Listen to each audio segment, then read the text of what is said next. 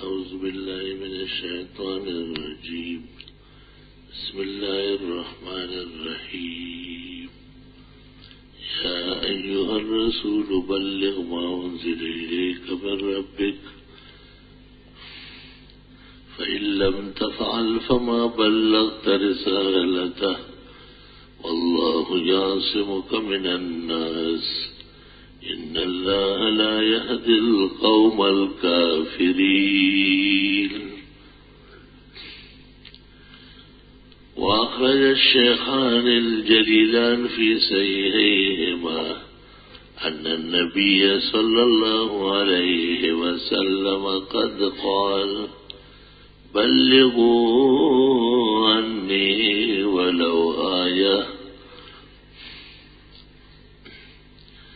بمصطفى برسا خوش راکدین ہموس اگر باؤد رسیدی تمام بولہ بیست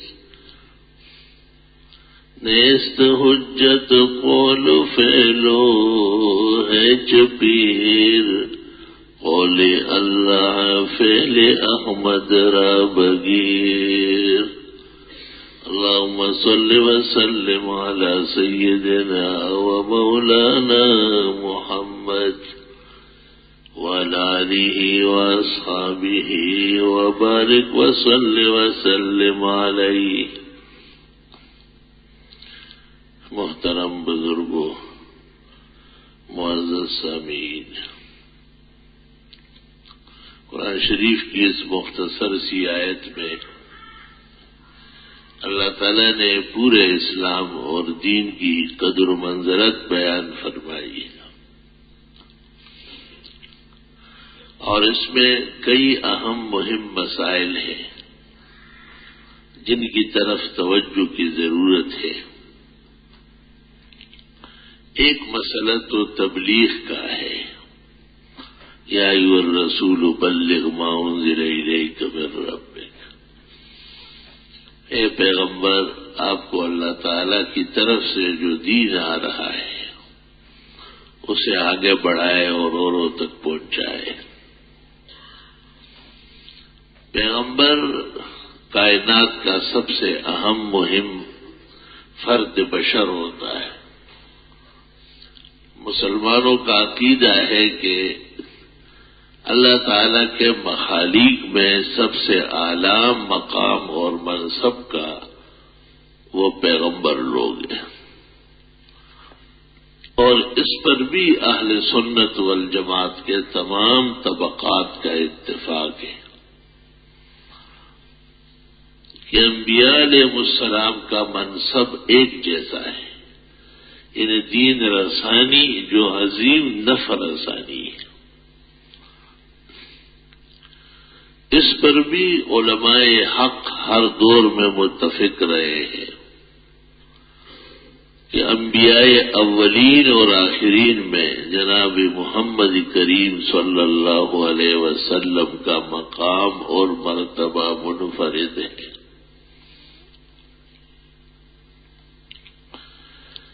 یہ بھی اجماعی مسئلہ ہے کہ جمیع انبیاء اور مرسلین میں اہم مہم مقام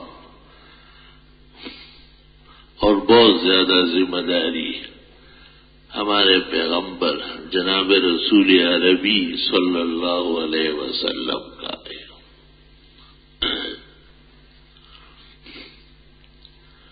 اللہ اکبر. اور یہ بھی اتفاقی مسئلہ ہے کہ اولین پر بھی تبلیغ فرض تھی جیسے کہ آخرین پر فرض ہے.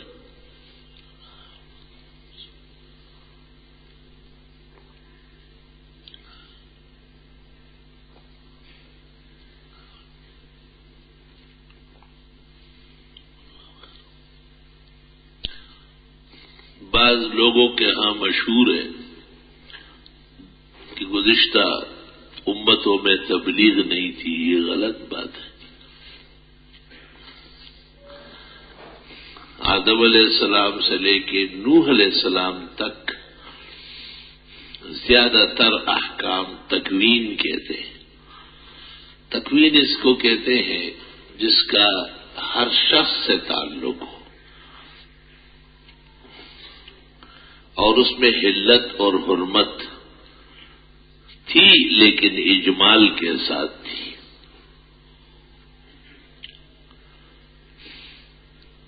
یہ تکوین ہے کہ بھئی شادی کر لو، بچے شادی کے بعد پیدا ہوں گے، یہ تکوینی مسئلہ ہے۔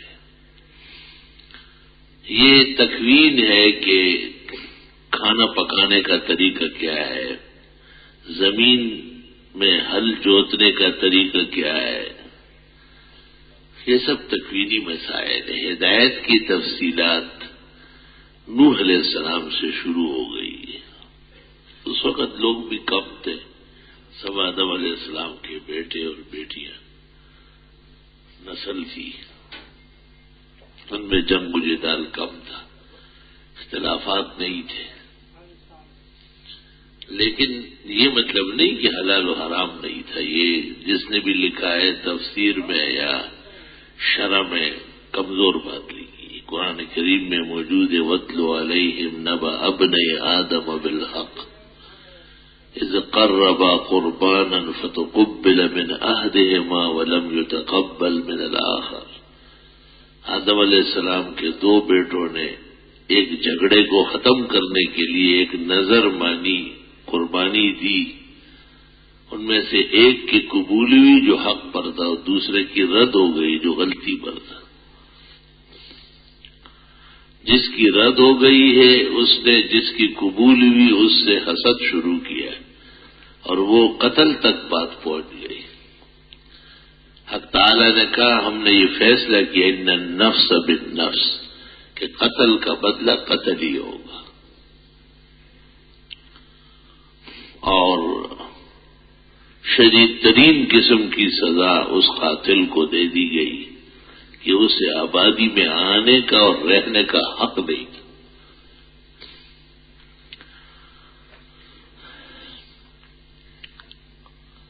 نوح علیہ السلام سے ابراہیم علیہ السلام تک مسائل تفصیل کے ساتھ حلت و حرمت کے آئے اور صحائف سے گزارا کیا گیا ہے۔ موسیٰ علیہ السلام، داؤد علیہ السلام، حضرت عیسیٰ مسیح اور ہمارے پیغمبر جناب رسول اللہ صلی اللہ علیہ وسلم کو باقاعدہ کتب دی گئی، لیکن ان کتابوں اور صحیفوں کا وقت ایک زمانے تک تھا، وہ پورا ہو جاتا۔ لیکن ہمارے رسول جناب نبی کریم صلی اللہ علیہ وسلم چونکہ قیامت تک کے لیے ہے اور جن اور انس کے لیے ہے، ارض و سما کے لیے ہے، اس لیے آپ کی وحی خواہ قرآن کی شکل میں ہے یا حدیث کے رنگ میں ہے، اسے محفوظ فرمایا گیا ہے اور اس میں کسی قسم کے تناسب، تبدل و تغیر کو روا نہیں رکھا گیا۔ اگر ایسا ہوا بھی ہے تو عہد اقدس میں ما ننسخ من آیت او ننسها نأت بخیر منها او مثلها الم تعلم ان اللہ علی کل شیء قدیر۔ اللہ تعالیٰ کی قدرت اور خاص نظام کے تحت بعض مسائل پیغمبر کے عہد میں تبدیل کیے گئے اور اس کے بعد اس سے بہتر، آسان، واضح مسائل آ گئے۔ لیکن پیغمبر کے وصال سے پہلے ہی اعلان کر دیا گیا الیوم اکملت لکم دینکم واتممت علیکم نعمتی ورضیت لکم الاسلام دینا، کہ اب دین مکمل کر دیا ہے، نعمتیں پوری کر دی گئی اور اسلام کو تمہارے لیے مذہب اور دین کے طور پر منتخب کر لیا گیا۔ پیغمبر صلی اللہ علیہ وسلم کے بعد قیامت تک دین اسلام میں کسی قسم کی تبدیلی، نسخ، تغیر تبدل ممکن نہیں ہے۔ اللہ تعالیٰ نے حفاظت فرمائی، انا نحن نزلنا الذکر وانا لہ لحافظون۔ گزشتہ شرائع میں بھی علماء کا منصب تھا دین بیان کرنا۔ لولا ینہاہم الربانیون، کیوں ان لوگوں کو ان کے مذہبی لوگوں نے گناہوں سے منع نہیں کیا؟ یعنی کہ حکم تھا انہیں کہ منع کرو اور انہوں نے منع نہیں کیا تو اللہ تعالیٰ نے ناراضگی ظاہر فرمائی۔ اور قرآن شریف میں ہے کہ داؤد علیہ السلام کے زمانے میں مذہبی دن ان کا سنیچر کا دن تھا، جو کل دن ہے، یہ یہود کا دن ہے مذہب کے طور پر۔ ہفتے کے 7 دنوں میں ایک دن اہلیان مذہب کو دیا جاتا ہے کہ اس کو مذہبی تہوار کے لیے، مسائل پر عمل کرنے کے لیے خاص کر لو۔ چنانچہ یہود نے ہفتے کا دن لیا اور عیسائیوں نے اتوار کا دن لیا ہے، اور مسلمانوں کو جمعے کا دن منتخب کر کے دیا گیا ہے۔ ایک حدیث میں ہے کہ سب لوگوں کو اختیار دیا گیا تھا کہ ہفتے کے دنوں میں سے کوئی دن چن لو، تو یہود نے سنیچر کا دن لے لیا یوم السبت، اور یہود نے اتوار کا دن لے لیا یوم الاحد۔ جس وقت امت محمدیہ کا نمبر آیا تو انہوں نے جناب رسول اللہ صلی اللہ علیہ وسلم کی روح عالی کو، روح پرفتوح کو دیکھا کہ آپ ہمیں چن کے دیں۔ الروح القدوس، روح محمد صلی اللہ علیہ وسلم اللہ تعالی کی بارگاہ میں ملتجی ہوئی کہ آپ اپنے پسند کا دن دے دیں۔ تو حق تعالیٰ نے کہا ہفتے کے 7 دنوں میں میرے نزدیک بہترین دن وہ جمعے کا دن۔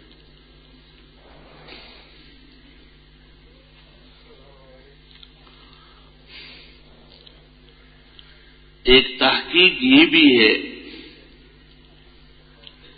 کہ تمام مذاہب کو جمعہ دیا گیا تھا، جب تک یہ ایمان پر تھے اور نبی کے متبع تھے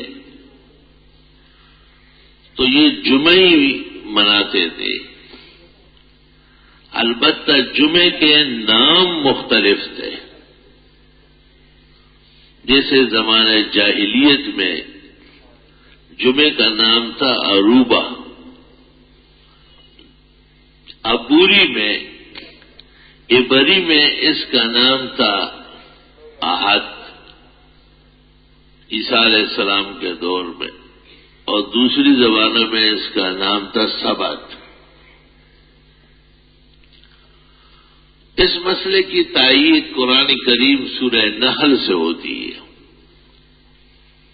جس میں اللہ فرماتا انما جعل السبت علی الذین اختلفوا فیہ، سنیچر کا دن تو یہود کو اختلاف کے نتیجے میں دیا گیا ہے۔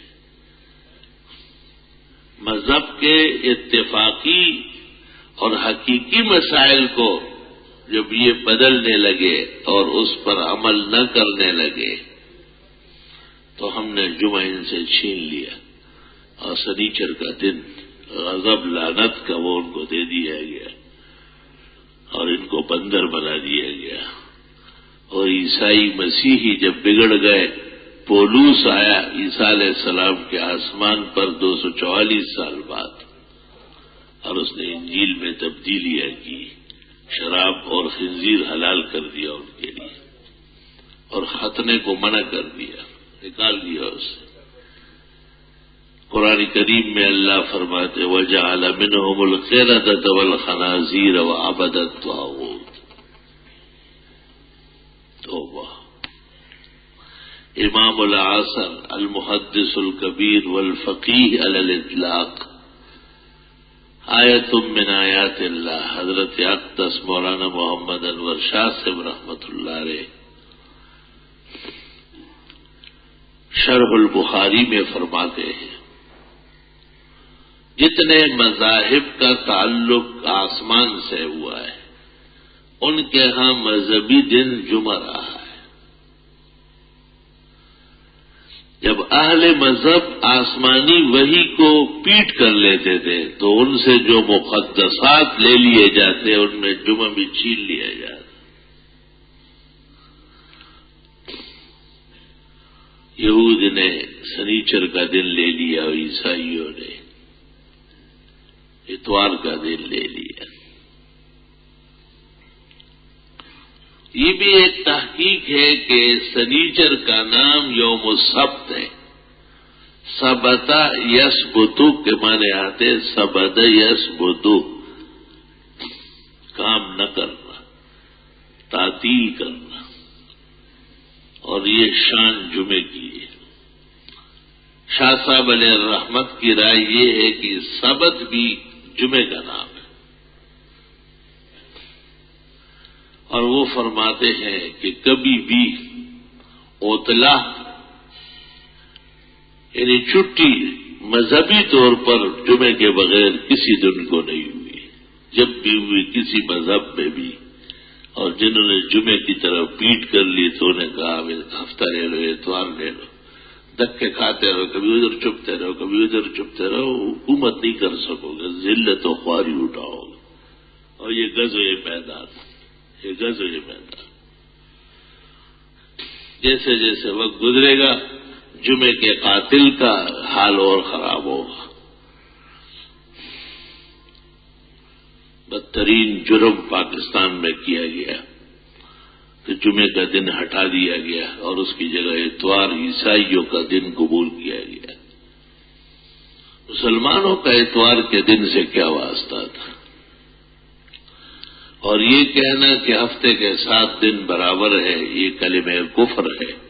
ایسے شخص کا ایمان سلب ہو جائے گا، اس کی بیوی اس پر حرام ہو جائے گی، اور اگر اس نے توبہ نہیں کی اور ایمان و کلمہ بحال نہیں کیا تو دنیا سے مرتد گزرے گا، کیونکہ جمعے کی شان میں سورہ جمعہ ہے، جمعے کی مستقل عبادت ہے، جمعے کے اتنے فضائل ہے کہ محدثین نے اس پر جلدیں لکھی، اتوار کی ایسی کوئی بات نہیں۔ وہ یہود پر، مسیحیوں پر لعنت کا دن ہے، سنیچر کا یہود پر لعنت کا دن ہے۔ صرف نہیں کہ ایک حکمران آیا اور اس نے جمعہ ہٹایا اور اتوار مقرر کیا تو وہ مجرم ہے، بلکہ جو لوگ اپنے تہوار جمعے کو رکھتے ہیں وہ ان میں بھی جرائم کا دخل ہے، وہ بھی اس غلط اقدام کے مؤید ہے اور موافق ہے۔ جن کی اپنی دکان کارخانے کاروبار ہے اور وہ جمعے کو بند نہیں رکھتے، اتوار کو بند رکھتے ہیں، ان کا حشر بھی قیامت کے دن عیسائیوں کے ساتھ اور اس ظالم حکمران اور اس کی پارٹی کے ساتھ ہوگا جنہوں نے جمعے کے قتل کا ارتکاب کیا ہے، اور یہ میں نے کہا ہے اور کہتا ہوں اور کہتا رہوں گا۔ یہ ہمارے رنگیلے بھی ختم بخاری اتوار کو رکھتے ہیں اور ولیمے اتوار کو رکھتے ہیں۔ کم از کم انہیں استقامت کرنی تھی۔ اگر یہ استقامت پر قائم رہ لیتے تو اللہ فضل کر لیتا اور دوسرے آنے والے حکمرانوں میں غیرت آ جاتی، چونکہ پاکستان میں 2 مسئلوں کو انہی کے بڑے نے نصرت اور تعاون پہنچایا ہے، مرزائیوں کو غیر مسلم اقلیت قرار دینا، اور دوسرا جمعے کی تعطیل مقرر کرنا۔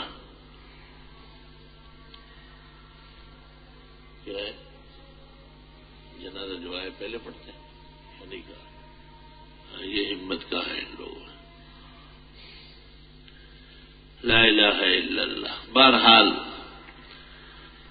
جمعے کا دن مذہبی دن ہے، ابھی اتفاق سے ایک جنازہ آیا ہے، تو کہتے ہیں کہ جب جنازہ جمعے سے پہلے پڑھ لیا جائے اور جمعے کا وقت اس کو قبر میں مل جائے تو قیامت تک عذاب اٹھ جاتا ہے۔ اور ہماری فقہ کی تمام کتابوں میں لکھا ہے کہ نماز جنازہ جہاں تک ہو سکے کوئی عذر نہ ہو، کبھی قبر تیار نہیں ہوتی، کبھی لوگوں کو پریشانیاں ہوتی ہیں، اگر ان تمام باتوں کو پر کر لے اور جنازہ نماز جمعے سے پہلے پڑھ لے، یعنی کہ پڑھ کے پھر رکھ لے جائے اور جمعے کا وقت مردے کو قبر میں مل جائے، صحیح احادیث کے مطابق اللہ رب العزت قیامت تک اس سے عذاب اٹھا لے گا۔ کوئی آسان بات نہیں ہے۔ اور جمعے کے بعد جب جنازہ پڑھا جائے گا تو ٹھیک ہے، زیادہ نمازیوں کا ثواب تو ملے گا، مگر جمعے کی گھڑی اس سے فوت کر دی جاتی ہے، کیونکہ وہ تو دنیا میں رہا اور آپ نے اس کا بعد میں حکیم الامت مولانا اشرف علی صاحب رحمت اللہ علیہ حفاظات یومیہ جلد 4 صفحہ 142 پر لکھتے ہیں کہ شریعت نے یہ بات پسند کی ہے کہ جب جمعے سے پہلے جنازہ ہو سکتا ہے اور تدفین تو اس پر عمل کیا جائے، پھر یہ کہنا کہ بعد میں نمازی بڑھیں گے نیری عرض سرائی اور بےحود گوئی، یعنی شریعت کے ساتھ ٹکراؤ ہے، اللہ یہ کہ کوئی ایسا عذر ہو اور پسماندگان کے لیے ممکن نہ ہو، اللہ ان کی کوتاہی معاف فرمائے۔ اللہ اکبر و کبیرہ۔ کبھی دو مسئلے پیش آ جاتے ہیں۔ 2 مسئلے اس کو کہتے ہیں کہ جیسے مسجد کے قریب رہنے کی فضیلت ہے، بہت زیادہ اذانیں سنتے، اس زمانے میں تو لاؤڈ اسپیکر نہیں تھا، جب قریب گھر ہوتا تو آدمی سنتا تھا، اور ہر وقت جماعت میں آنا بڑی فضیلت کی بات ہے۔ جو جماعت کھڑی ہونے لگی یہ پہنچ گیا، لیکن اس پر یہ خطرہ ہے کہ کہیں ایسا نہ ہو کہ مسجد میں جماعت ہو اور یہ گھر میں ڈول ٹنگار میں مصروف ہو۔ انسان بشر ہے، لوگوں کی گھریلو زندگی کمزوریوں سے پر ہے، تو یہ ثواب وبال بنتا ہے۔ اس لیے بعض کتابوں میں لکھا ہے کہ مسجد کے قریب گھر منحوس ہے۔ وہ اس لیے نحوست ہے کہ یہ ظالم نماز اور جماعت کا خیال نہیں رکھتا، یہ آداب مسجد کا خیال نہیں رکھتا۔ یہاں ایک گھر تھا تو ہم یہاں سے آدمی بیچتے تھے کہ بھئی گھر کی چھوکریاں یہاں سے نظر آ رہی، لوگ درس کے بجائے ان کو دیکھ رہے، ویسے دیکھنے میں بڑے نمازی ہوتے ہیں اور دیندار، لیکن گھر میں وہ دین اور اس کی برکات ظاہر نہیں ہوتی۔ گھر میں آدمی رہے تو ان کی کوئی چیز باہر نظر نہ آئے، اس لیے تو دنیا میں تکلیفیں پیش آتی ہے اور چور چکور ان کے ہاں اتر جاتے ہیں، ان کو بند کر لیتے، ہاتھ پیروں سے باندھ لیتے ہیں، پھر ان سے پتہ کرتے کہ کہاں کہاں پونجی رکھی ہوئی ہے، نقدی کہاں ہے، بینک بیلنس کہاں ہے، دستخط کر لو۔ یہ معمولی سزا نہیں ہے، بہت بڑی سزا ہے۔ تو پولیس افسر مجھے ایک دن کہنے لگے خدا کے لیے مسئلے مت بیان کرو۔ میں نے کہا کیوں؟ اور میں نے یہ روایت بیان کی تھی صحیح مسلم کی، جس میں جناب نبی کریم صلی اللہ علیہ وسلم نے فرمایا، آپ سے ایک شخص نے کہا ہم اپنے گھر میں رہتے امن سے عزت سے، ایک چور آتا ہے پیسے لیتا ہے، اگر نہ دے تو لڑائی ہوتی ہے۔ تو حضرت نے کیا فرمایا؟ آپ نے کہا زاہم ہو، مت دو اسے، لڑو اسے، اگر آپ نے اس کو مار دیا تو آپ مجاہد ہے اور اپنے مال اور عزت کی حفاظت میں قتل کر لیا، اور اگر تو مارا گیا تو قیامت کے دن میں تجھے جنت لے کے جاؤ۔ یہ روایت سنا ہے تو طارق جمیل نے مجھے کہا خدا کے لیے یار، میں نے کہا مطلب کہ یہ سناؤ کہ دے دو دے دو دے دو، تو یہ تو چوروں کی معاونت ہے۔ مگر ایک بات یاد رکھے کہ مزاحمت تب لازم ہوگی جب ہتھیار پورا ہو، خالی پیلی باتوں سے مزاحمت ناکارہ چیزوں کی نہیں ہوتی. لوگوں پر پابندی ہے کہ ان کے ہاں ہتھیار نہ ہو. وزارت داخلہ کا سیکشن بند ہے. یہی وزارت داخلہ یہ پالیسی تبدیل کر لے اور ایک واضح اعلان کر دے کہ تمام لوگ اپنی حفاظت کے لیے ضروری ہتھیار لے لیں. آپ یقین کر لیں 90% ڈکیتیوں میں کمی آ جائے گی. چوروں کو یہ پتہ ہے کہ ہم جانا ہمارا جانا ہی ہے، بس سب کچھ ملے گا. اگر ان کو یہ پتہ چلا کہ ہمارے سر وہیں رہ جائے گے اور ہمارا سر اور دھڑ علیحدہ علیحدہ ہو جائے گا، کبھی بھی وہ کہیں ہاتھ نہیں ڈالیں گے. اللہ تعالیٰ معاشرے کو اسلام کے امن اور عدل کے نظام کے انعقاد سے درست فرمائے. اللہ تعالیٰ مسلمانوں کو مال و جان اور اس کی حفاظت یقینی بنائے.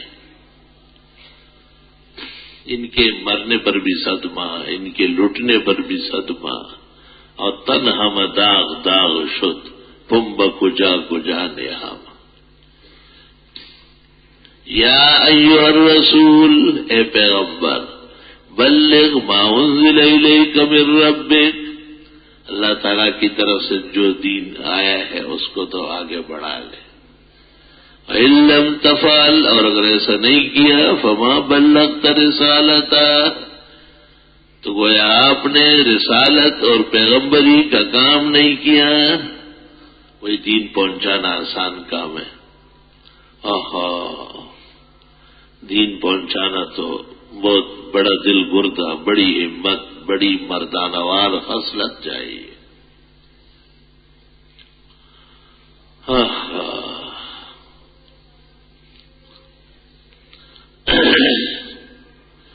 در رہ منزل لیلا کے خطرہ ہاست بجان، شرط اول قدمہ است کے مجنون باشی.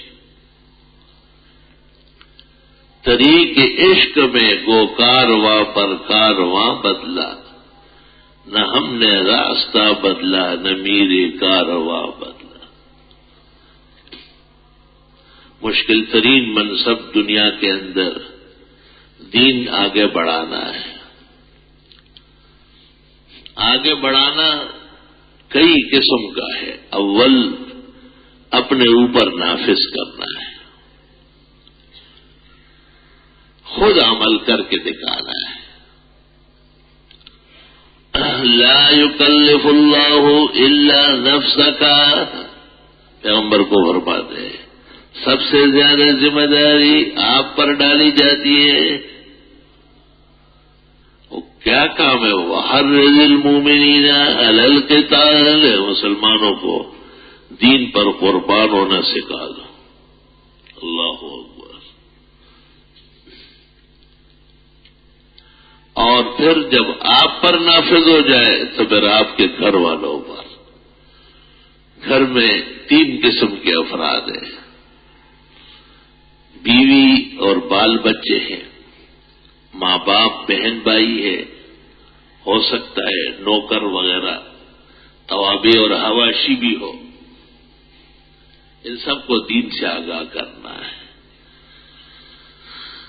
انہیں کپڑا دینا، کھانا دینا، تنخواہیں دینا، انعام و اکرام دینا، یہ عارضی چیز ہے. چند روزہ ہے، کپڑا پھٹ جائے گا، پیسے ختم ہو جائیں گے. آج بہترین کھانا کھائے تو کیا کل نہیں کھائیں گے؟ لیکن مسائل ان کو دینا، حرام و حلال سے واقف کرنا، یہ سب سے اہم منصب ہے. امام ابن المنذر رحمت اللہ علیہ بڑے محدث گزرے ہیں. انہوں نے اپنی کتاب میں لکھا ہے کہ قدیم زمانے میں رات کو سوتے وقت گھر کے بڑے سب افراد کو جمع کر کے انہیں قرآن شریف کی آیات کا ترجمہ، تفسیر، کبھی پیغمبر کی احادیث، کبھی فقہی مسائل بیان فرماتے تھے.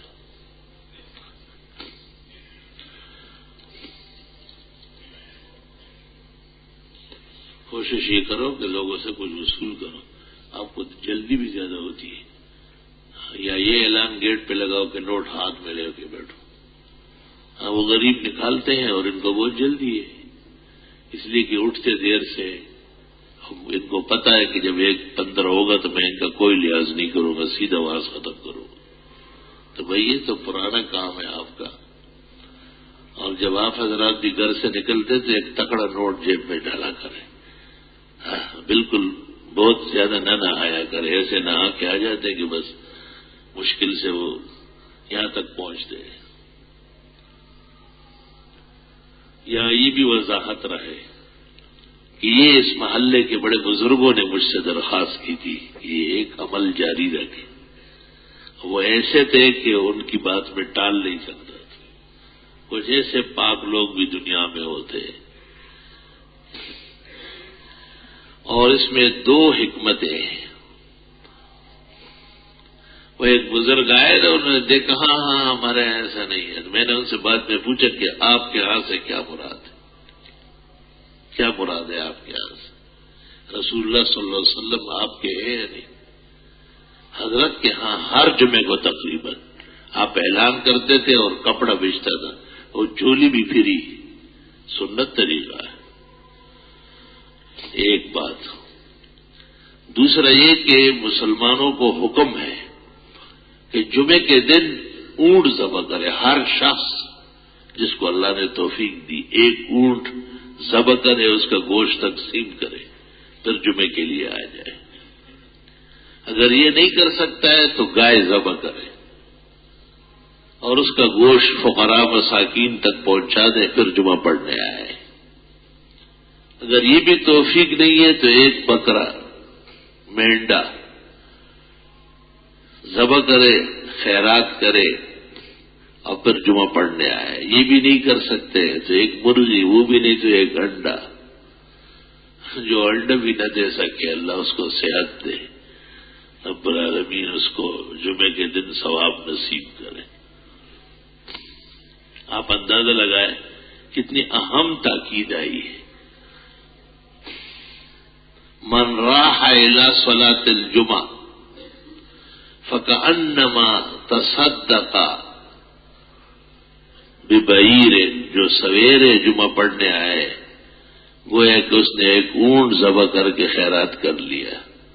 جو اس کے بعد آیا فکأنما تصدق ببقرۃ، گویا کہ ایک گائے ذبح کی. تو جو خوب توفیق والے ہیں وہ منڈی سے پتہ کرے کہ اونٹ کتنے کا ملتا ہے.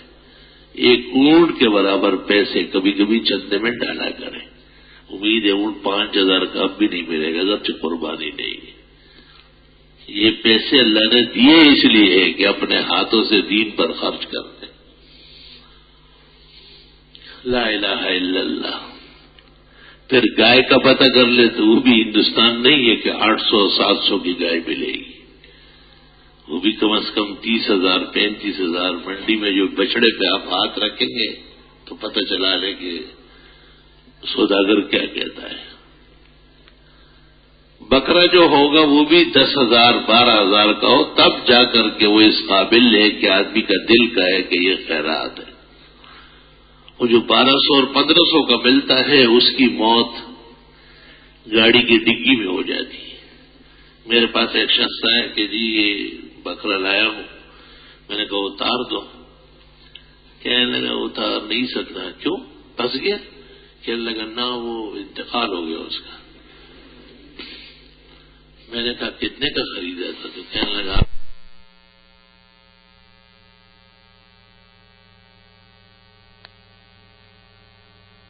800 کا بکرا تو گاڑی کی ڈگی میں مردار ہوگا. کہ صدقہ ہو گیا؟ میں نے کہا مردار صدقہ ہو گیا. مردار مال کا صدقہ مردار ہوتا ہے. تو صدقات میں جان چھڑائی نہ کرے، صدقات میں دل افزائی کرے. صدقات بھی ایسا دے کہ اس کا دل خوش ہو اور آئی ہوئی بلا سر پہ کھڑی وہ پٹک جائے. بالکل الصدقۃ ترد البلا، پیغمبر نے اپنی زبان نبوت سے کہا ہے صدقات ہی بلاؤں کو ٹالتی. تو یہ غزوہ میدان بعض اوقات کل مال کا صدقہ ہوتا ہے، پورا دے دو. بالکل مفلس و غریب ہو جاؤ. ابو بکر صدیق نے سارا نہیں لایا نا، وہ ہمارے بزرگ و مذہب کے بڑے نہیں. اور جو حضرت نے پوچھا کہ بال بچوں کے لیے بھی کچھ چھوڑ دیتے، تو ابو بکر صدیق نے کہا ان کے لیے اللہ اور اللہ کے رسول کی محبت وہ بہت ہے. علماء نے عجیب بات بھی کی ہے کہ محبت ابو بکر اللہ اور رسول سے اتنی بڑھ گئی تھی کہ مال کچھ نظر ہی نہیں آ رہا تھا. لا الہ الا اللہ. کہا جاتا ہے کہ ابو بکر جیسا مسلمان گزشتہ امتوں میں کوئی نہیں ہوا ہے، قیامت تک کوئی ایسا نہیں آ سکے گا.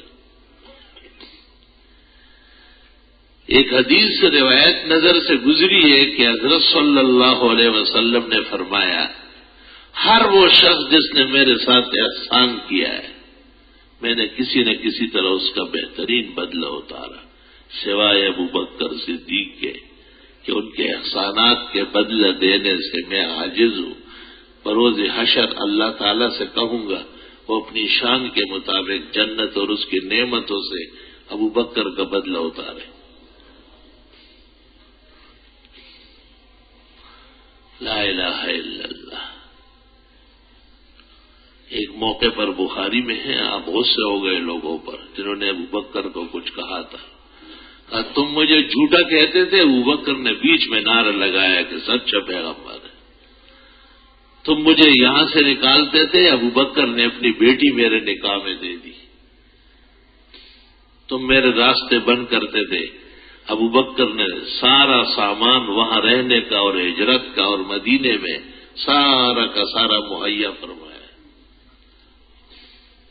اور بہت زیادہ آپ کی آنکھوں میں آنسو آئے اور آپ نے فرمایا میرے ہوتے ہوئے میرے دوست کو تم پیچھے ہٹاتے ہو، یہ ہو سکتا ہے؟ وفات کے وقت جب بیویوں سے کہا اور صحابہ سے کہ ابو بکر صدیق کو کہو کہ وہ نمازیں پڑھائے. سبحان اللہ. بی بی صاحبہ ام المومنین زوجۃ رسول اللہ صلی اللہ علیہ وسلم فی الدنیا والآخرہ عائشہ صدیقہ بنت الصدیق صدیق هذه الامہ. بی بی صاحبہ نے کہا میرے ابا جان تو بہت نرم دل ہے، آپ کی وفات کا صدمہ بہت زیادہ ہوگا. اب وہ جب آپ کی جگہ کھڑا ہو جائے گا نماز نہیں پڑھا سکے گا، ہلے گا، کب تک پتاری ہو جائے گی. آپ نے کہا عائشہ یہ میرا فیصلہ نہیں ہے، اب اللہ ان یؤم بالناس الا ابو بکر. اللہ تعالیٰ انکار کرتے ہیں کہ ابو بکر کے ہوتے ہوئے کوئی اور اس امت کا امام ہو جائے. نہیں میرا فیصلہ نہیں ہے کہ خدائی فیصلہ مجھ سے نافذ کرا دیا گیا.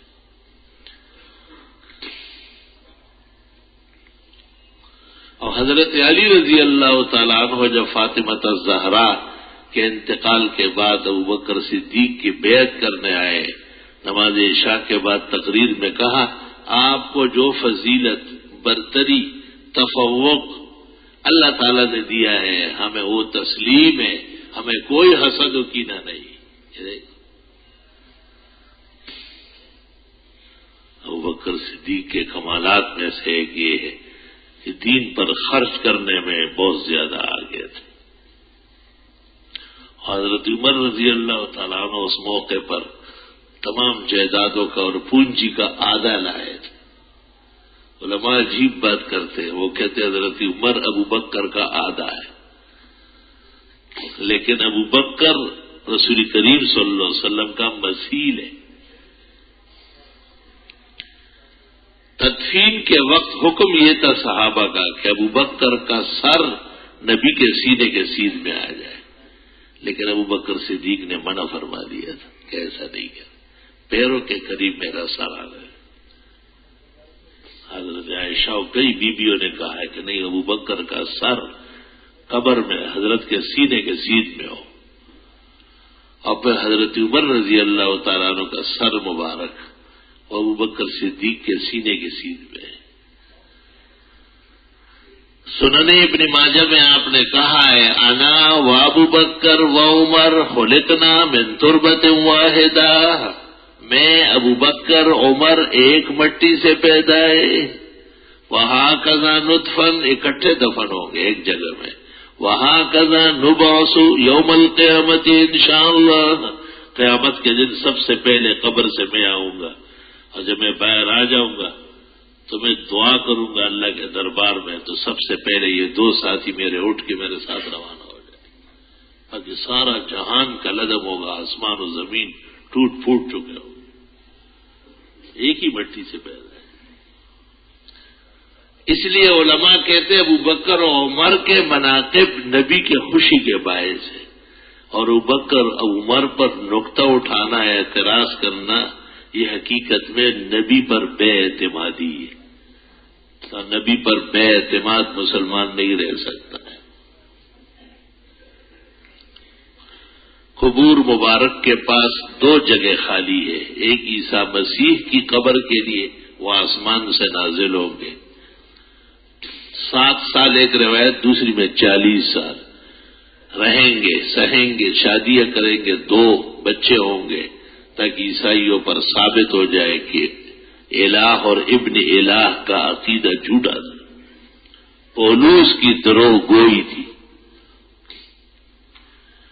اور دوسری قبر وہ حضرت امام مہدی کی ہے، جو اس زمانے کے امام ہوں گے۔ قرب قیامت میں 2 فقہ ہوں گے، ایک حنفی فقہ اور دوسرا مہدی کا فقہ، بقیہ مذاہب سب کے سب ان میں داخل ہو جائے گی۔ خواجہ خرد مجدد کا بیٹا ہے، جو اورنگزیب بادشاہ کا ہمدرس اور بعض اسباق میں استاذ بھی ہے، انہوں نے مکاشفات میں نقل کیا ہے،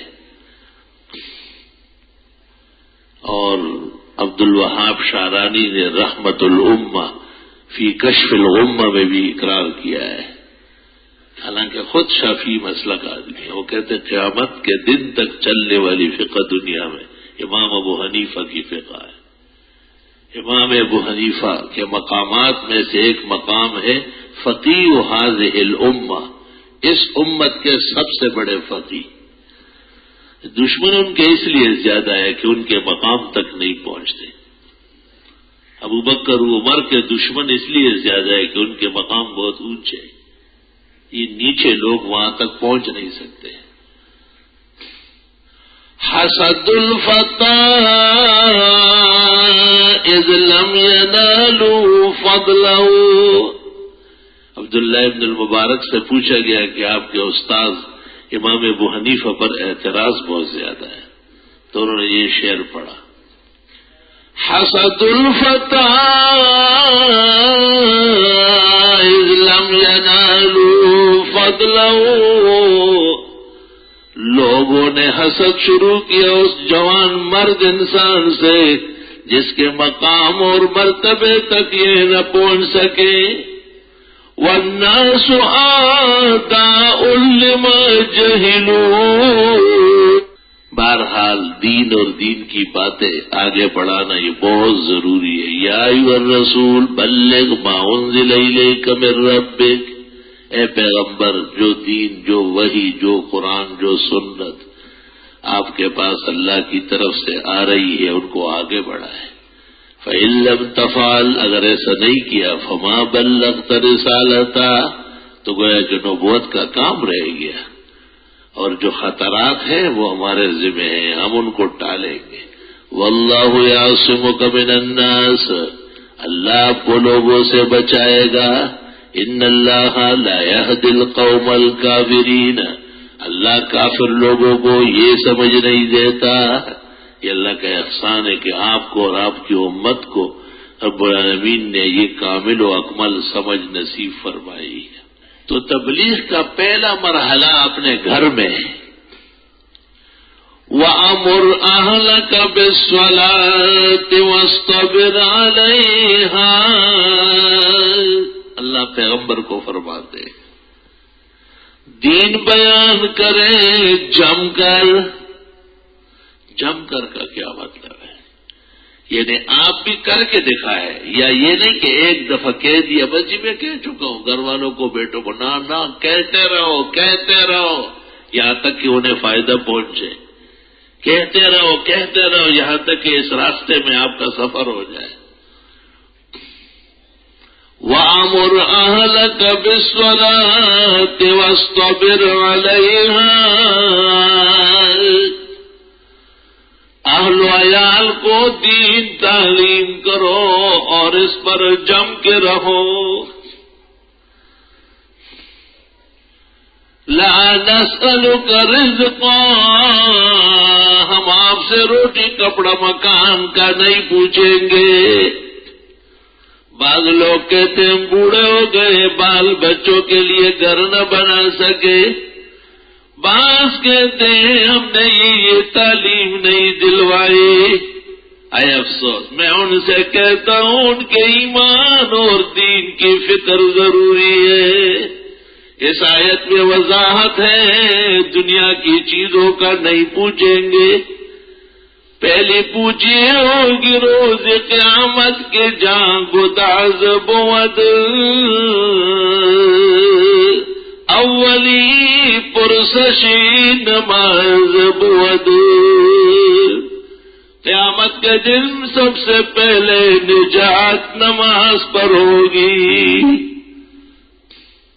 کہتے قبر میں طہارت کا مسئلہ پوچھا جائے گا. تمام کے تمام رکاوٹیں اس کی وجہ سے پیش آئے گی. اور میدان حشر میں نماز کا مسئلہ پوچھا جائے گا. یہ طہارت اور یہ نماز، جتنا فاصلہ کتاب الطہارت سے کتاب الصلاۃ، اتنے میں ہی قیامت ہو جائے گی. مرنے کے بعد فاصلے نہیں ہوتے، فاصلے یہاں ہمارے لیے.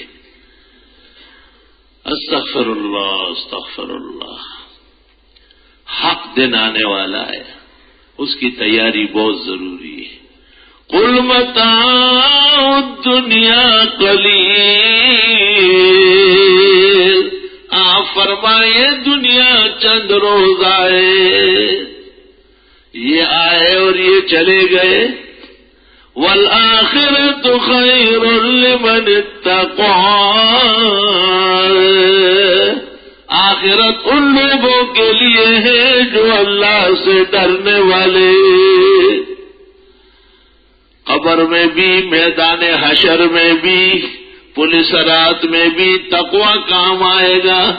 وَإِن مِّنكُمْ إِلَّا وَارِدُهَا كَانَ عَلَىٰ رَبِّكَ حَتْمًا مَّقْضِيًّا. کوئی بھی تم میں سے ایسا نہیں جو ان مرحلوں سے گزرے نہیں. ثم ننجي الذين اتقوا ونذر الظالمين فيها جثيا. پھر ہم صرف تقوی والوں کو بچائیں گے اور ظالموں کو اوندے منہ وہاں گرا دیں گے.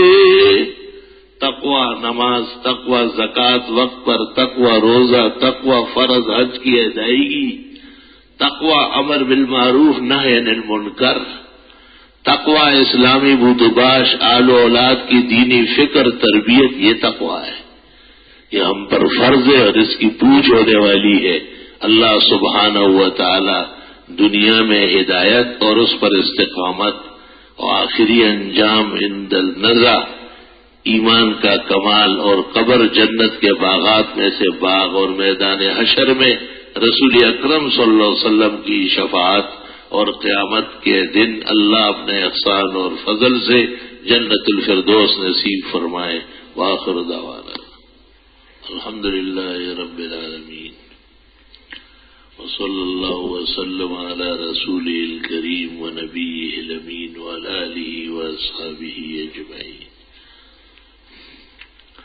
اما بعد فیا ایھا المسلمون وحدوا الله فإن التوحيد رأس الطاعات واتقوا الله فإن التقوى ملاك الحسنات عليكم بالسنة فإن السنة تهدي إلى الطاعة ومن أطاع الله والرسول فقد رشد واهتدى ومن يعص الله ورسوله فقد ضل وغوى.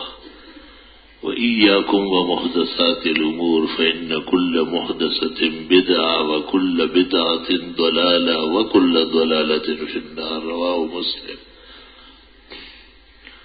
أخرج الشيخان الجليلان في صحيحيهما عن ام المؤمنین عائشہ صدیقہ رضی اللہ تعالی عنہا قالت قال رسول اللہ صلی اللہ علیہ وسلم من احدث فی امرنا ما ليس منه فهو رد.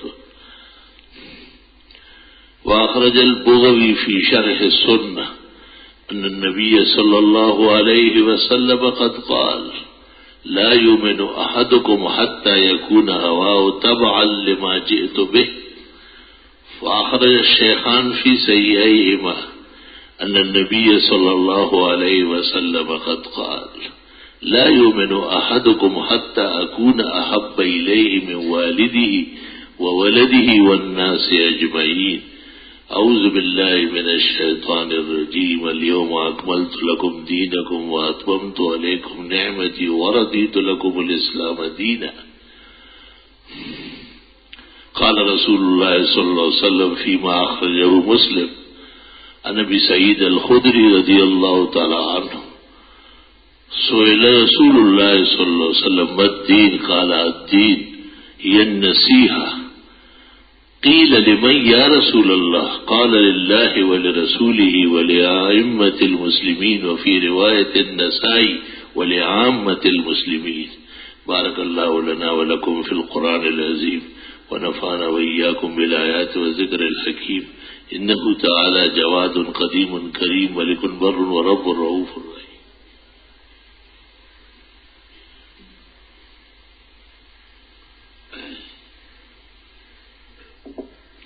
الحمد لله جل وعلا وصلى الله وسلم على رسوله المصطفى ونبيه المجتبى وأمينه على وحي السماء وعلى آله النجبى وأصحابه الأتقياء أفضل الخلائق بعد الأنبياء ومن بهديهم اقتدى وبآثارهم اقتفى من المفسرين والمحدثين والفقهاء إلى يوم الجزاء. ما بعد فقد قال النبي صلى الله عليه وسلم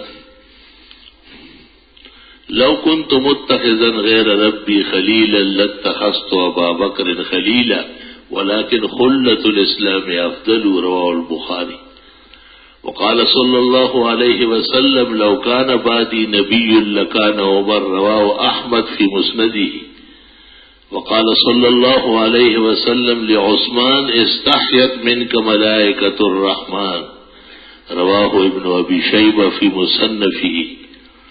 وقال صلى الله عليه وسلم لعلي أنت مني بمنزلة هارون من موسى إلا أنه لا نبي بعد. رواه الشيخان. وقال صلى الله عليه وسلم خير نساء بني إسرائيل مريم وخير النساء هذه الأمة خديجة. رواه البخاري. وقال صلى الله عليه وسلم فضل عائشة على النساء كفضل الثريد على سائر الطعام. رواه الشيخان. وقال صلى الله عليه وسلم لبنته فاطمة سيدة نساء أهل الجنة. رواه البخاري. وقال صلى الله عليه وسلم لا تسبوا أصحابي فإن أحدكم لو أنفق مثل أحد ذهبا ما بلغ مد أحدهم ولا نصيفه. رواه البخاري. إن الله يأمر بالعدل والإحسان وإيتاء ذي القربى وينهى عن الفحشاء والمنكر والبغي يعظكم لعلكم تذكرون.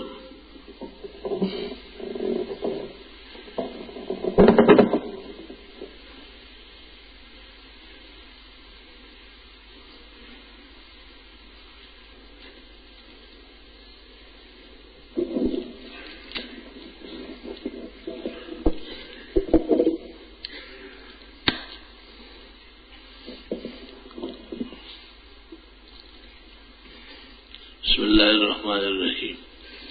یہ پرچی گزشتہ جمعے آئی تھی لیکن پیش کرنے والوں کی غلطی سے رہ گئی. انہوں نے بڑا انتظار کیا اور اس کے جواب کے لیے وہ آج بھی منتظر ہیں. پوچھتے ہیں کہ میں نے اپنی بیٹی کا نکاح اس کی مرضی کے بغیر اپنے رشتہ دار سے کر دیا ہے، کیا یہ نکاح جائز ہے یا نہیں؟ اس میں قدر تفصیل ہے اور اس کو غور سے سن لیں. اگر لڑکی نابالغ تھی، صغر سنی میں والد نے یا دادا نے نکاح کرایا، اس کی مرضی ہو یا نہ ہو، تو یہ نکاح منعقد ہے، اور بلوغ کو پہنچنے کے بعد بھی یہ لڑکی اس نکاح کا فسخ نہیں کرا سکتی، نہ اس کے انکار کا اعتبار ہے۔ اور اگر لڑکی بالغ تھی، عمر بلوغ کو پہنچ چکی تھی، اور پھر والد نے یا دادا نے، جو ولی اقرب ہے، سب سے زیادہ حق رکھنے والے، انہوں نے نکاح کیا بغیر لڑکی کے مرضی کے، تو یہ نکاح منعقد نہیں ہے، کل عدم ہے۔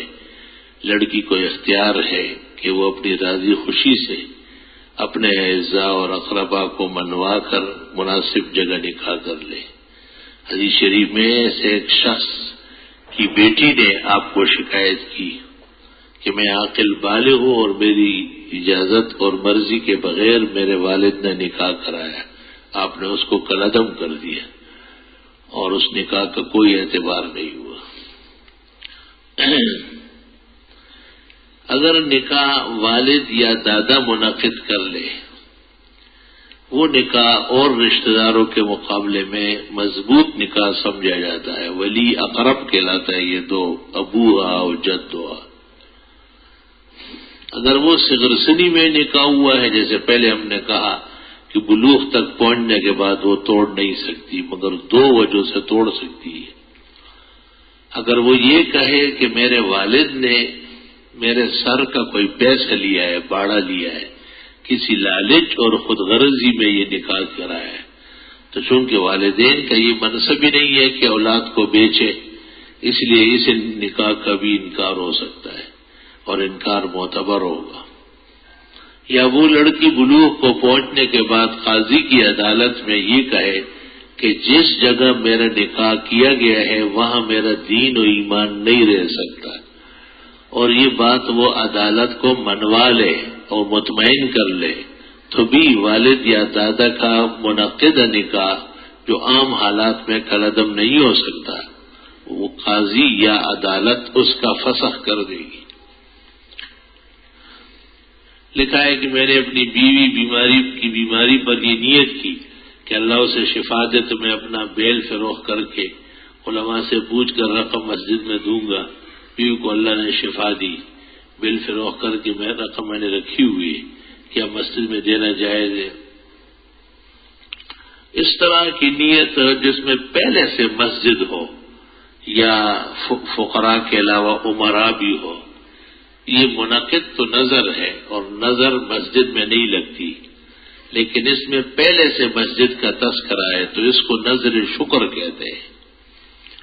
احتیاط اور بہتری تو یہ ہے کہ بیل کی رقم پہلے ایک مستحق کو دے اور اس کو کہے کہ آپ مسجد میں داخل کر لیں، یا مدرسے کا محتمم یا ناظم نیت کر لے قبولیت کی فقراء کی طرف سے، قبول ہونے کے بعد پھر وہ مسجد میں خرچ کر لے۔ بہرحال کوئی صورت ہیلہ بھی ہے اور براہ راست بھی، چونکہ یہ نظر وہ نظر شرعی نہیں بلکہ نظر شکر ہے۔ جیسے کوئی کہے کہ اگر اللہ نے مجھے شفا دی تو میں سب لوگوں کو کھانا کھلاؤں گا، تو سب لوگ نظر کھانے والے نہیں ہیں، مگر یہ شکر کی نظر ہے۔ بدر الدین عینی نے عمدۃ القاری میں اس کا ذکر کیا ہے کہ اس میں سے امیر غریب سب کھا سکتے ہیں۔ اسی طرح یہ نظر ہونے کے باوجود شکرانے کا پہلو غالب ہے، اس لیے مسجد میں صرف ہو سکتی ہے۔ ہمارے محلے میں ایک حافظ صاحب نماز تراویح پڑھاتے تھے، ایک کمرے میں امامت کرتے، پیچھے مرد ہوتے جبکہ دوسرے کمرے میں عورتیں ہوتی ہیں، مگر عورتوں کی صف میں اسی سیدھ میں ہوتی تھی جس صف میں امام کھڑا ہوتا تھا، یعنی ایک بھی سیدھ میں کیا امام کے برابر، یہ نماز درست نہیں ہے، یہ نماز غلط ہے۔ عورتیں مردوں کی صف میں، یہ جو حال کی صف ہے اس کا حکم اور سامنے جو توسیع ہے اس کا حکم برابر ہے۔ یہاں بھی بچے نہیں کھڑے ہو سکتے، وہاں بھی بچوں کو کھڑا کرنا گناہ ہے۔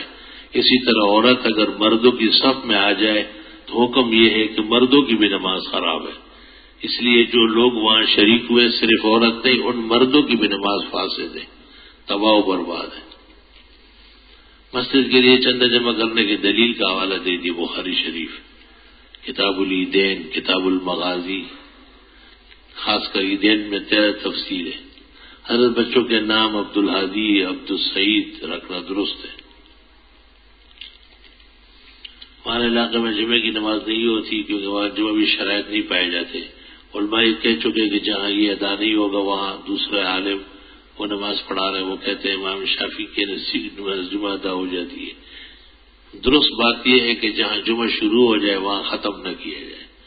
لوگ کا فائدہ جمعہ منعقد کرنے میں، واعظ سن لیں گے، نصیحت سن لیں گے۔ اگر جمعہ نہ ہو تو ظہر میں لوگ اتنے کل زور میں آ جائیں گے جتنے آج تھے۔ اس لیے صحیح بات یہ ہے کہ جہاں بھی مسلمانوں کی بھیڑ لگے، اجتماع ہو، وہاں جمعہ مناسب ہے۔ سعودی عرب میں حرم اور مسجد نبوی کے اکثر مساجد میں 8 رکعت تراویح اعتبار حرمین شریفین کا ہے اور جگہوں کا نہیں ہے۔ سعودی عرب میں ہماری خواتین کو وہاں کی مقامی خواتین سجدے کے طریقے پر اعتراض کرتی ہے اور کبھی تو نماز کے دوران بھی مردوں کی طرح سجدے پر اصرار کرتی ہے۔ یہ ان کی زیادتی ہے۔ بخاری شریف میں موجود ہے کہ صرف ایک خاتون مردوں کی طرح بیٹھتی تھی اور سجدہ کرتی تھی، ام دردائے صغرا، کتاب الصلاۃ میں روایت موجود ہے۔ اور اسی کے ساتھ یہ روایت بھی ہے کہ ان کی ٹانگوں میں تکلیف تھی، ورنہ وہ عورتوں کی طرح نماز پڑھتی، نہ کہ مردوں کی طرح۔ مرد اور عورت کی نماز کا فرق یقینی ہے، مگر مسئلہ آپ کو سمجھنا پڑے گا۔ تمہاری عورتوں کی طرف سے میں جا کے وہاں عورتوں کو ڈنڈے نہیں مار سکتا۔ آپ اپنی عورتوں کو ہمارے یہاں سے کورس کروا دیں، ان میں غیرت پیدا کریں، پھر حوالے میں لکھواتا ہوں ان کو، انشاءاللہ ان کی عورتیں دور بھاگے گی۔ عورتیں کیا، ان کے مرد بھی بھاگیں گے۔ سفر کے 13 دن جس طرح تیزی کہا جاتا ہے، لوگوں کا کہنا ہے کہ اس میں اہم کام جیسے سفر شادی وغیرہ نہیں، وہ غلط بات ہے۔ حدیث میں لا سفر کی اس قسم کی کوئی حقیقت نہیں ہے۔ بیٹے کی پیدائش بروز بدھ رات یہ بجے ہوئی، اس کا عقیقہ کس دن کے 7ویں دن کیا جائے گا، اگلا دن پہلا ہے۔ مفتی صاحب مسئلہ یہ کہ گھر میں بہت پریشانی ہے، والد صاحب کو کوئی بہکا دیا ہے، روز صبح شام لڑائی لڑتے ہیں، دعا فرمایا آمین، اللہ پاک گھر میں امن قائم فرمائے۔ سورہ تغابن 41 مرتبہ پڑھ کر دعا مانگے، اسی کا دم کیا ہوا پانی سب کو پلائے، شربت میں، چائے میں، کھانے میں، سالن میں، خیر ہو جائے گی۔ ایک شخص آپ کے یہاں سے مسائل سن کر بیان کرتے ہیں، اس کے بعد اگر گھر والے اس پر عمل نہ کرے تو میری کہاں تک گرفت ہوگی؟ آپ کی کوئی گرفت نہیں ہوگی، آپ اخلاص کے ساتھ بیان کریں۔ بشنود یا نشنود منہائے ہوئی می کنم، عبداللہ نام کے ساتھ محمد لگانا درست ہے۔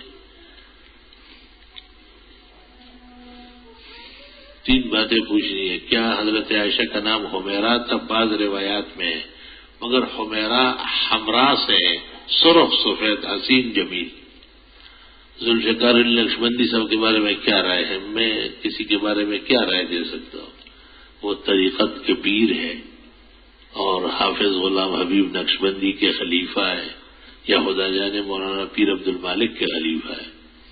مجھے تو ویسے ہی پیروں سے مناسبت نہیں ہے، تو کسی بھی پیر کے بارے میں پرچی نہ دیا کریں، معذرت خواہ۔ بخاری کتاب دعوت کا حوالہ دیا کہ اس میں سعید بن سعید کی روایت ہے کہ ہمارے دادا، بخاری شریف میں روایت یقین کے درجے میں ہے، اس میں کوئی شک نہیں ہے۔ کسی فرصت میں آؤ، میں نکال کے دکھا دوں۔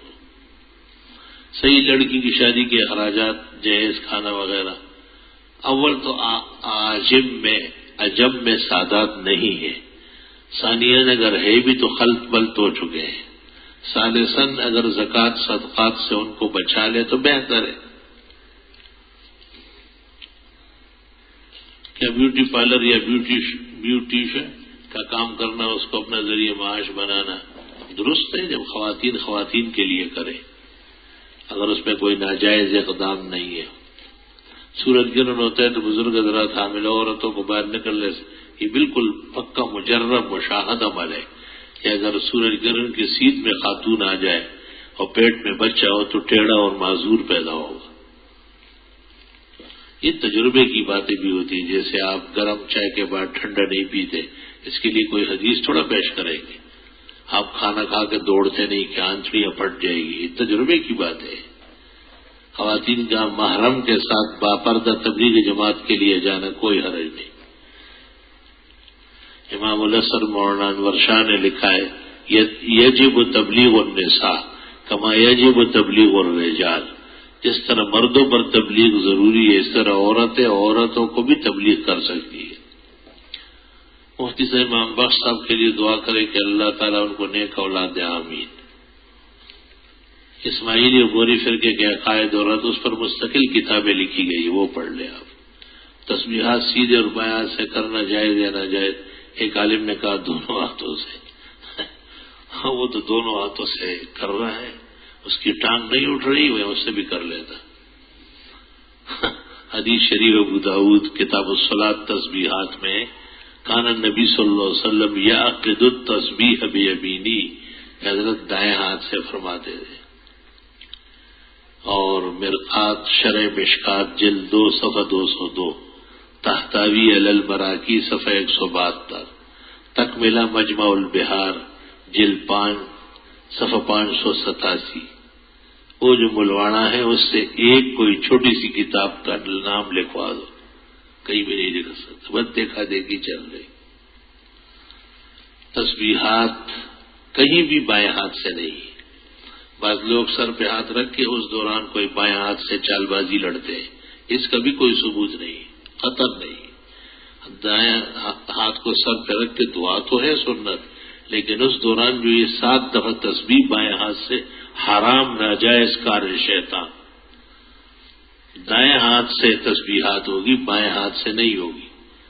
اور جس وقت بائیں ہاتھ سے پڑھتے ہیں تو دائیں ہاتھ کابل جا چکا ہوتا ہے، فارغ پڑا ہوا ہے، تو کیا یہ بہتر نہیں ہے کہ حدیث شریف کے مطابق دونوں تسبیحات دونوں صرف ایک دائیں ہاتھ سے ہو؟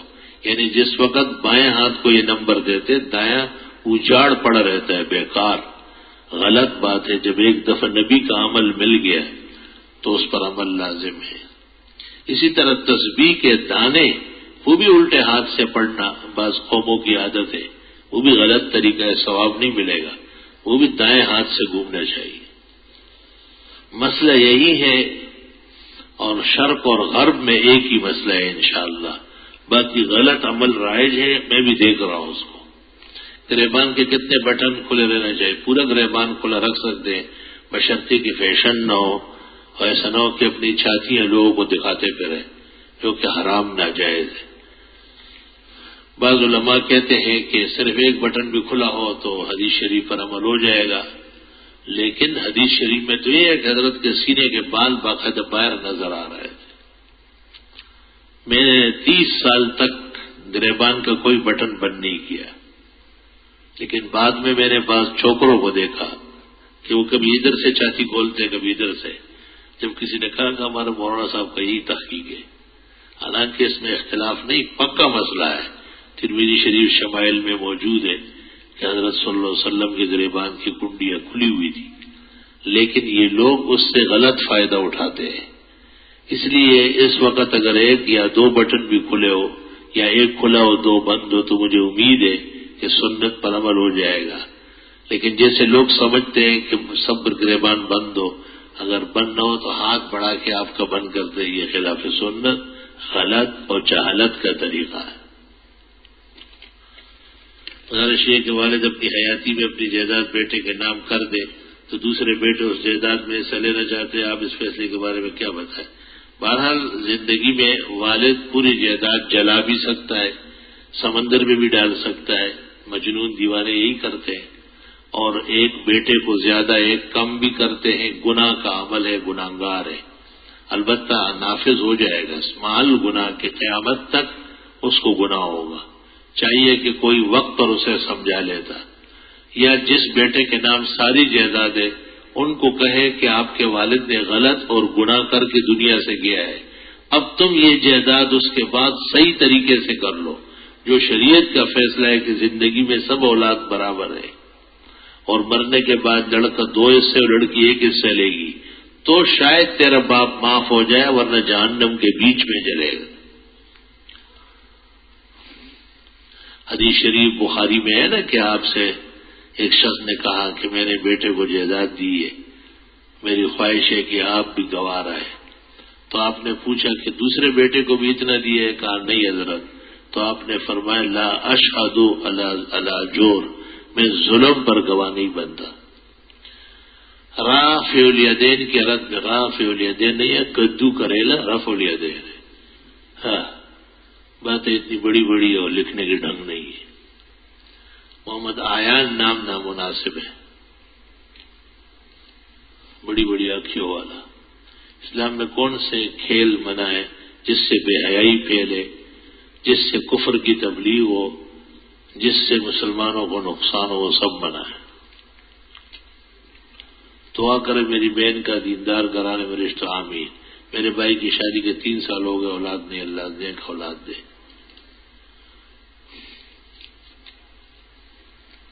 اگر کوئی شخص جس کی پرچون کی دکان ہے اور وہ اپنی دکان پر چینی ہونے کے باوجود گاہکوں سے جھوٹ بولے کہ چینی نہیں ہے، مگر کسی جان بچانے والے کو بولے کہ ہاں چینی ہے، کذاب آدمی ہے، دجال. کذاب اور دجال اسی طرح نخرے کرتا ہے. یہ انسانوں کی باتیں نہیں. انسانوں میں جو انسانوں شکل کی بھیڑی ہے وہ ہے. اس کو چاہیے کہ چینی ہٹا دے، وہاں سے ختم کرے. کیوں رکھا ہوا ہے؟ 2 پیسے زیادہ کے لیے لالچ ہے نا، اسی کو تو دجل کہتے ہیں. دجل دھوکے اور خیانت کو کہتے ہیں. اس کو یہ پتہ نہیں کہ اسلام میں کاذب و جھوٹے پہ لعنت آئی ہے. پیسوں کی تجوری بھری ہوئی ہو اور خدا کی طرف سے لعنت برسے تو یہ کیا زندگی ہے؟ مغرب کی 2 سنتیں وابین میں شامل ہے یا نہیں؟ منحت الخالق علی بحر الرائق ابن عابدین شامی، حلبی کبیر شرع منیا، فتاوی شام جلد اول. یہ وضاحت موجود ہے کہ اوابین کے 6 رکعت سوا رکعت المغرب، مغرب کی 2 رکعت کے علاوہ ہونا چاہیے. یہ بہتر اور افضل ہے. محقق ابن الحمام اور ابراہیم قرانی خود صاحب بدائع، ان کی رائے یہ ہے کہ مغرب کی 2 سنتوں سمیت 6 رکعت تو اچھا ہے. ویسے 6 علیحدہ پڑھا کرے، لیکن کبھی اجلت و جلدی ہو تو 4 2 کے ساتھ جمع کر کے محقق ابن الحمام کی رائے کے مطابق 6 پوری ہو گئے. الحمدللہ الذی جعل فی الامر سعہ، اللہ کا شکر ہے جس نے ایسے معاملات میں وہ سعت پیدا فرمائی ہے. عصر کی 4 سنتیں، 2 سنتیں، 2 بھی ہے 4 بھی. وقت ہے تو 4 ورنہ 2. جب 4 پڑھنی ہے تو 2 2 نہیں 4 اکٹھی، اور جب 2 پڑھنی ہے تو 2 کی نیت باندھ دیں. ایک رشتے دار ہے، وہ میرے گھر آتا رہتا ہے، میں اس کے آنے جانے سے میں راضی نہیں ہوں، تو میرے دل میں ہے کہ اس کو منع کروں. لیکن ایک دن خواب دیکھا کہ میری شادی ہوئی ہے، شادی کے اگلے دن رشتے دار بھی آیا، تو میں نہیں کے ساتھ لڑ پڑا. میرے ماموں نے مجھے کہا کہ اگر اس کو کچھ نہ کہو، آج یہ تیرا مہمان ہے. میں نے کہا تیرا خواب بھی تیرے جیسا ہے. ہاں یہ سوال خواب کے بھی کوئی ہانگا بانگا معلوم نہیں. خواب سے اگر تجھے تسلی ہوئی کہ منع نہ کرے تو پھر طبیعت راضی کر لو اس کے آنے سے. اور اگر خواب میں بھی تائید ہو گئی کہ نہیں آنا چاہیے تو درخواست کر لو اس سے کہ آپ کے میرے گھر آنے سے مجھے گرانی ہوتی، مجھے معاف فرمائے. میں پچھلے 3 سال سے ایک امتحان پاس کرنے کی کوشش کر رہا ہوں، مگر ہمیشہ فیل ہو جاتا ہوں. پہلے تو دین سے دور تھا، لیکن اب داڑھی اور 5 وقت نماز بھی پڑھ رہا ہوں. دعا کریں اللہ تعالیٰ آپ کو کامیاب فرمائے. جو یہ بھی پریشانی ہے، اچھا یہ میری پتہ نہیں کیا کیا لکھا ہے، الٹا سیدھے لکھنے کا جواب نہیں ہوتا. روزگار کے حوالے سے آمدنی معقول ہے، لیکن برکت کا فقدان ہے. برکت تو خرچ کرنے سے آتا ہے. تو یہ وضاحت کرو کہ اب تک تم نے کتنا خرچ کیا ہے. خط چھوٹا رہ گیا جس کی وجہ سے احساس کمتری میں مبتلا. شکر نہیں کرتے. 3 گز سے تیرا جوڑا ہو جائے، ورنہ 6 اور 7 خریدنا کتنا مہنگا ہے. چھوٹے قد والے ان کو کسی نے پاکستان سے نکال دیا کیا؟ کوئی حدیث شریف ایسی ہے کہ چھوٹے قد والے کو عذاب زیادہ ہوگا؟ اعمال پیدا کرو. امام کعبہ دیکھا ہے اپنے سبیر صاحب، جب جبہ ہٹا لے کوئی پہچانے گا نہیں کہ پرائمری کا چھوٹا سا ننھا ہے، اتنا سا ہے، لیکن کل کائنات کے مسلمانوں کا امام ہے. اور جب خطبہ دیتے ہیں یا کئی بیان کرتے ہیں تو جی چاہتا ہے کہ ایسی ہستی کو کعبے کا امام ہونا چاہیے، علوم سے لبریز ہے بالکل. تو پس قد والا کیا کرنا چاہتا ہے؟ کمبے پہ چڑھنا چاہتا ہے کیا؟ اور سننے میں آیا ہے کہ جب یہ احساس ہو جائے کہ قد چھوٹا رہ گیا پھر نہیں بڑھتا، تو آپ یہ بھول جائے، آپ کہے کہ یہی بہت ہے، مجھ سے بھی چھوٹے قد والے ہیں، اور ایمان و اعمال کی ضرورت بڑھا دے. وہ تو آپ کے اختیار میں ہے، اللہ کا شکر ہے، اچھے اخلاق، اچھا کردار بلند کر لے اور اپنے اللہ کو راضی کرنے کی دولت پائے. بڑے بڑے قداور جو ہے وہ آپ کی غلامی کریں گے انشاءاللہ. الحمدللہ رب العالمین، نستغفرک اللہم و نسألک السلام والعافیہ. یہ چھوٹے قد والے کے لیے دعا کرو کہ اللہ اس کو تسلی دے اور اس کو اپنا چھوٹا قد اونچا ہی نظر آ جائے، اور ان کو قداوروں کی برکت اللہ عطا فرمائے، اور اس کے احساس کمتری کو احساس بہتری میں اللہ تعالیٰ تبدیل فرمائے، اور ایسے جتنے بھی پریشان حال ہیں اللہ ان کی امداد فرمائے. استغفر اللہ الذی لا الہ الا اللہ. جنہوں نے بیماروں کے لیے کہا اللہ انہیں صحت شفا دے، جنہوں نے مرحوم کا ذکر کیا اللہ تعالیٰ ان کی مغفرت فرمائے، ابھی جن کا جنازہ ہوا ہے اللہ ان کی بھی بخشش فرمائے. جنازہ پڑھنے والوں کو رش کی وجہ سے جو گرانی ہوئی اللہ ان کے مقامات بلند فرمائے، اور جن کی جو بھی پریشانی ہے اور مشکل ہے، تکلیف ہے، دکھ ہے، اللہ ان کی امداد فرمائے، نصرت فرمائے، حفاظت فرمائے، خیر و عنایات سے مالا مال فرمائے. صلی اللہ تعالی علیہ